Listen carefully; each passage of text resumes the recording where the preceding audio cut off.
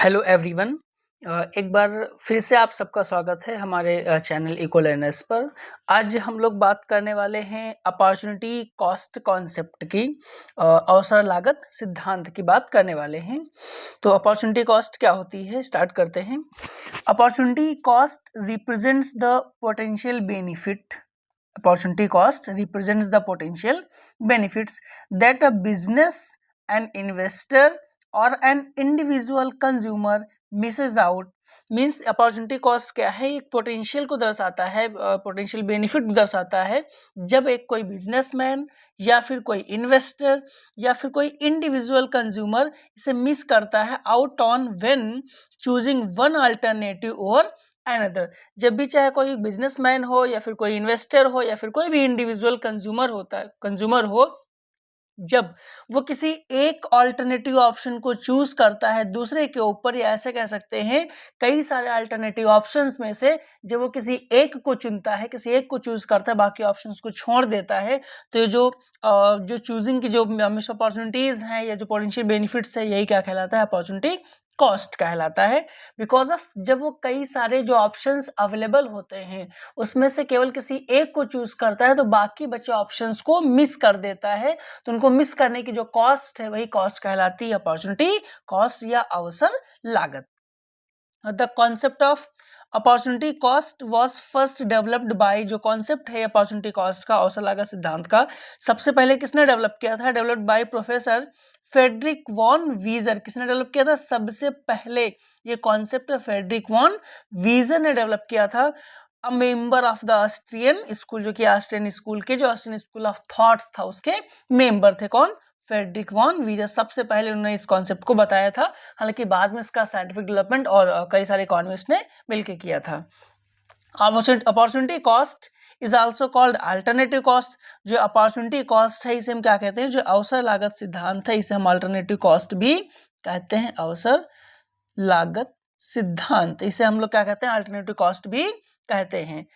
Milton Friedman ने कैसे इसे स्टेट किया है? Who won the Nobel prize for economics? Milton Friedman ने इसे कहा है, जो कि इन्होंने इकोनॉमिक्स में नोबेल प्राइज भी जीता है।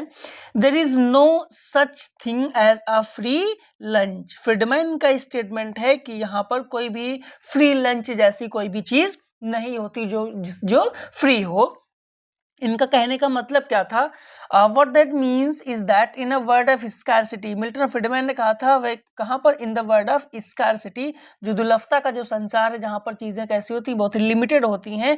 Everything has an opportunity cost. जहाँ पर चीजें क्या हो? स्कार्स हो, दुर्लभ हो, जिनकी कमी हो, वहां पर हर एक चीज की क्या होती है? उसकी अपनी अपॉर्चुनिटी कॉस्ट होती है।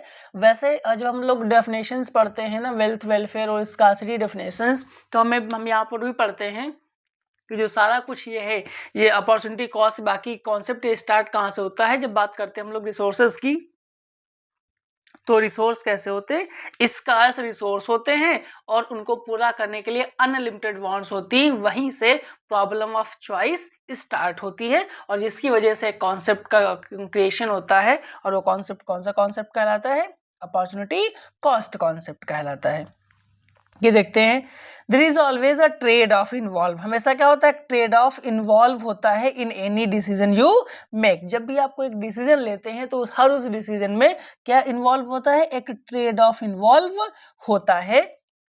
द रिप्रेजेंट्स, अपॉर्चुनिटी कॉस्ट की हम बात करें, the represents the value of the next best alternative that is not chosen. Means चाहे हम एज अ इन्वेस्टर हो, एज अ बिजनेसमैन हो या फिर एज अ इंडिविजुअल कंज्यूमर हो, जब भी हम कई सारे जो अल्टरनेटिव ऑप्शंस अवेलेबल होते हैं उसमें से अगर हम किसी एक ऑप्शन को चूज करते हैं तो बाकी के ऑप्शंस हम क्या करते हैं? मिस आउट कर देते हैं। तो यही ऑप्शन जो मिस करते हैं, इनको मिस करने की जो कॉस्ट अपॉर्चुनिटी कॉस्ट कहलाती है। उसी को हम अगर सेंट्रलाइज फॉर्म में कहें तो हम ऐसे कह सकते हैं, the represents the value of the next best alternative that is not chosen. जो अपॉर्चुनिटी कॉस्ट है क्या करती है? नेक्स्ट जो अगला सबसे अच्छा बेहतर अल्टरनेटिव ऑप्शन होता है उसको रिप्रेजेंट करता है and that is not chosen, जिसे कि हमने चूज नहीं किया है, जिसे हमने नहीं सेलेक्ट किया है। फॉर एग्जाम्पल, एक एग्जाम्पल से समझते हैं शायद अपॉर्चुनिटी कॉस्ट कॉन्सेप्ट और बेहतर ढंग से समझ में आए। If you decided to study for an exam, अगर आपने क्या किसी अपने एग्जाम के लिए पढ़ाई करने के लिए सोचा है, डिसाइड किया है, instead of going to a movie, अगर आपने मूवी देखने के बजाय, मीन्स मूवी देखने की जगह पर अगर आपने पढ़ाई करना है अपने एग्जाम के लिए पसंद किया है, पढ़ाई करना प्रेफर किया है, it means the opportunity cost is the enjoyment. तो अगर आप मूवी देखते हो, उस मूवी को देखने के बाद जो भी आपको इंजॉयमेंट मिलता है ना, the opportunity cost is the enjoyment and entertainment you could have at the movie. तो जो आपने वो जो मिस किया है, क्या मिस किया है, जैसे आपने स्टडी को चूज किया कि आपको अपने एग्जाम के लिए पढ़ना है, तो जो दूसरा ऑप्शन मूवी देखने जाने का था वो आपने मिस कर दिया, मीन्स वो आपने छोड़ दिया है। अगर आप मूवी देखने जाते तो आपको क्या मिलता है, इंजॉयमेंट मिलता है, इंटरटेनमेंट मिलता है, इट मीन्स आपने उसे छोड़ दिया है।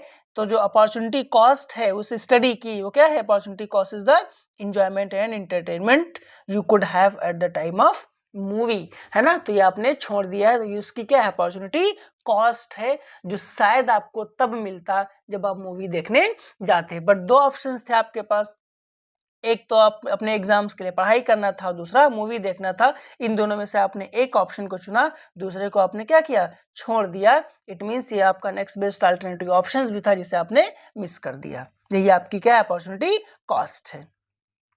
In word of limited resources, basically मैंने अभी बात की थी कि अपॉर्चुनिटी कॉस्ट कॉन्सेप्ट कहाँ से अराइज होता है, जब हम बात करते हैं लिमिटेड रिसोर्सेज की। In a word of limited resources, कहाँ हम रह रहे हैं, जो भी हमारा वर्ड है इसमें जो रिसोर्स हैं कैसे हैं, लिमिटेड हैं, एंड इनफाइनाइट नीड्स, जबकि उन हमारी जो नीड्स हैं वो क्या हैं, जो हमारी आवश्यकता है, जो जरूरतें हैं वो अनलिमिटेड हैं, इनफाइनाइट हैं, जबकि उन्हीं को पूरा करने के लिए जो रिसोर्सेज हैं वो कैसे हैं हमारे पास, वो बहुत ही लिमिटेड रिसोर्सेज हैं। Choices play a central role in our daily life, तो जो चॉइसेस हैं वो क्या करती हैं, एक सेंट्रल रोल प्ले करती हैं हमारी डेली लाइफ में। मैंने अभी इसकी बात की थी कि जब हमारे पास रिसोर्स लिमिटेड होते हैं और नीड्स और वांट्स बहुत ज़्यादा होती हैं, तो हमें चूज करना पड़ता है that which one is fulfilled on the basis of priority, हमें कौन सी नीड्स को अपने पहले फुलफिल करनी है, एक प्रायोरिटी बेसिस पे, किसे पहले पूरी करनी है, किसे बाद में करनी है। Every time we make a choice, हमेशा हमें क्या करना पड़ता है, चॉइस करना पड़ता है कि 2 3 4 5 जो भी ऑप्शंस अवेलेबल हैं उसमें से किस ऑप्शन के साथ हम जाएं। वी इनविटेबली फॉरगिव अल्टरनेटिव ऑप्शंस, और जब भी हम किसी एक ऑप्शन को चूज करते हैं तो बाकी ऑप्शंस को हमें क्या करना पड़ता है, फॉरगॉन करना पड़ता है, छोड़ना पड़ता है। And this forgoing has a name, और वो इसी को जो फॉरगन करने का जो नाम कहा गया है, जो कॉस्ट कहलाती है, वो कॉस्ट कौन सी कॉस्ट कहलाती है, अपॉर्चुनिटी कॉस्ट कहलाती है। बहुत सिंपल वे में अगर हम ये कहें तो हम ये कह सकते हैं कि किसी हमारी जो इतनी लिमिटेड वांट्स है, जो डिजायर्स हैं, इनको पूरा करने के लिए जो रिसोर्स होते हैं वो लिमिटेड होते हैं। तो एक चीज़ के कई सारे अल्टरनेटिव ऑप्शंस होते हैं, उसमें से हम एक टाइम पर किसी एक ही ऑप्शंस को चूज करते हैं तो बाकी सारे ऑप्शंस क्या होते जाते हैं, छूट जाते हैं, मतलब वो मिस आउट हो जाते हैं। वही उसकी क्या कहलाती है, अपॉर्चुनिटी कॉस्ट कहलाती है। कुछ हाइलाइट्स हैं अपॉर्चुनिटी कॉस्ट कॉन्सेप्ट की। The concept of opportunity cost is based on the principle that resources are limited. जो अपॉर्चुनिटी कॉस्ट कॉन्सेप्ट है तभी अराइज हुआ है जब रिसोर्सेज कैसे हैं, लिमिटेड हैं, और जो हमारी नीड्स हैं वो कैसी हैं, अनलिमिटेड हैं। तभी हमारे जो प्रॉब्लम ऑफ चॉइस तभी क्रिएट होती है, और प्रॉब्लम ऑफ चॉइस से ही हमारा कॉन्सेप्ट क्रिएट होता है, कौन सा, अपॉर्चुनिटी कॉस्ट। जो कॉस्ट ऑफ अपॉर्चुनिटी कॉस्ट है किसके ऊपर बेस्ड है, it is based on the principle that resources are limited, की रिसोर्स कैसे हैं, लिमिटेड होते हैं।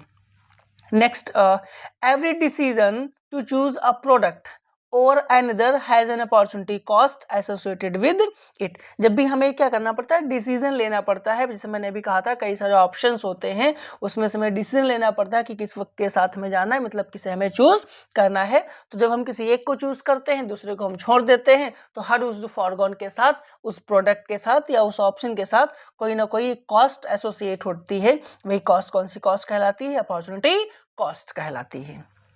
Next, opportunity cost helps, opportunity cost कहाँ हेल्प करती है, to determine the most efficient allocation of resources. ये हमें हेल्प करती है कि हम अपने रिसोर्सेज को का क्या करें, मोस्ट इफिशिएंट एलोकेशन करें, मतलब हम अपने रिसोर्सेज का सही ढंग से क्या करें, एलोकेशन करें, सही से उसका इस्तेमाल करें। क्योंकि जब कई सारे ऑप्शंस होते हैं तो हम प्रायोरिटी पे उसी चीज़ों को उसी ऑप्शन का पहले यूज़ करते हैं जो हमारे लिए उस टाइम सबसे बेस्ट होता है, और ये हमें कौन अपॉर्चुनिटी कॉस्ट से ही पता चलता है।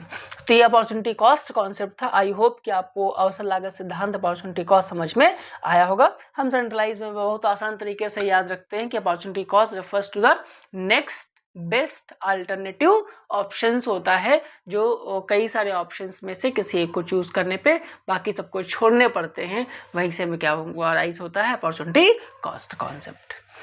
आई होप आपको अपॉर्चुनिटी कॉस्ट कॉन्सेप्ट समझ में आया होगा। तो आप वीडियो को लाइक और चैनल को सब्सक्राइब कर सकते हैं। Thank you.